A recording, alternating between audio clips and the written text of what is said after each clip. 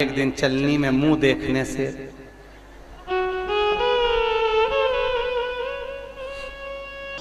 चार बार तो पति से बोल दिया, आज करवा चौथ है, मैं कुछ नहीं खाऊंगी,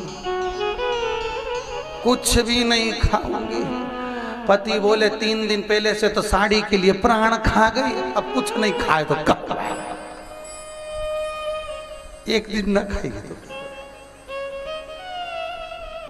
एक पति घर में कुछ काम कर रहा था, इतने में पत्नी आ गई मायके से। क्या कर रहे हो? पति बोला रुपया जोड़ रहा हूं।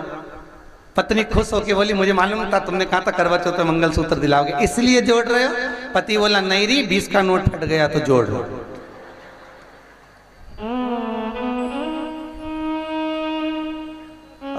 सोचे नाराज।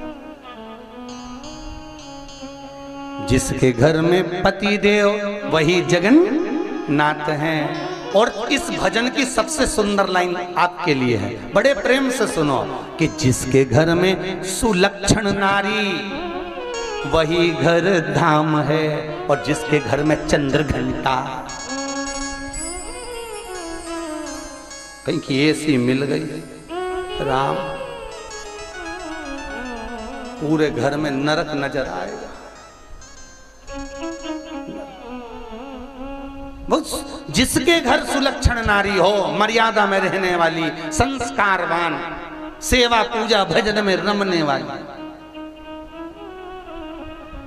वो घर 4 धाम के बराबर है। 4 धाम वो सुख का। तो भगवान कपिल देव माता देवहूति से कह रहे, माँ बुढ़ापे में भगवान घुटना इसलिए तोड़ता है कि तू कहीं मत जा। बुढ़ापे में कपिल देव से माता देवहूति कह रही है, नेत्रों से दिखना बंद हो जाता है बुढ़ापे में। भगवान कहते हैं माँ बुढ़ापे में नेत्रों से इसलिए दिखना बंद हो जाता है कि संसार को खूब देख लिया, अब अपने भीतर झांक के देखो कि अपन ने अपनी जिंदगी कैसे निकाली। देवहूति माता कहती है बुढ़ापे में सुनना कम हो जाता है, सुनाई ही नहीं देता। कपिल देव जी कहते हैं अच्छा है सुनाई नहीं देता, बहुत सुन लिए, अब अपने दिल की सुनो, मन की। इतने में देवहूति माता बोली बुढ़ापे में हाथ, अरे बोलो तो धूजने लगते हैं। कपिल देव जी कहते हैं माँ इससे बड़ा कोई खुशी की बात नहीं होगी। भगवान बुढ़ापे में हाथ इसलिए धुजाता है कि माला पकड़ के जब बैठेगी और हाथ धुजेगा तो एक मनके की जगह 6-7 टपक जाएंगे और 6-7 का पुण्य एक साथ मिल जाएगा। बुढ़ापा बुरा नहीं है, बुढ़ापे जैसा सुख भी नहीं।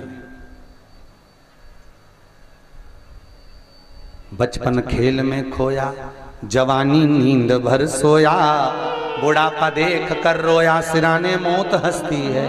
अंतिम बिंदु बुढ़ापा है। शास्त्र कहता है बचपन में भगवान के आगे झुक लो, ना बने तो जवानी में भगवान के आगे झुक लो, जवानी तक नहीं बना तो अधेड़ी में भगवान के आगे झुक लो, अधेड़ी तक भी नहीं झुके तो बुढ़ापे में भगवान ऐसा झुकाता है कमर की हड्डी तोड़ के हाथ में डंडा पकड़ा देता है, फिर दुनिया के आगे झुक झुक के चलना पड़ता है, और वो झुकाएगा तो महंगा पड़ जाएगा। इसलिए पहले ही झुक लो। झुकने में कुछ नहीं जाता, कुछ भी नहीं।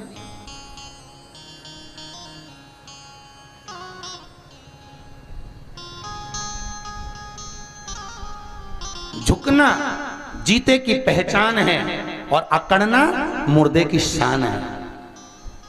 जिसको ज्यादा अकड़ में कहीं का दिखे ना, बहुत अकड़ में दिखे, समझ लेना मर गया।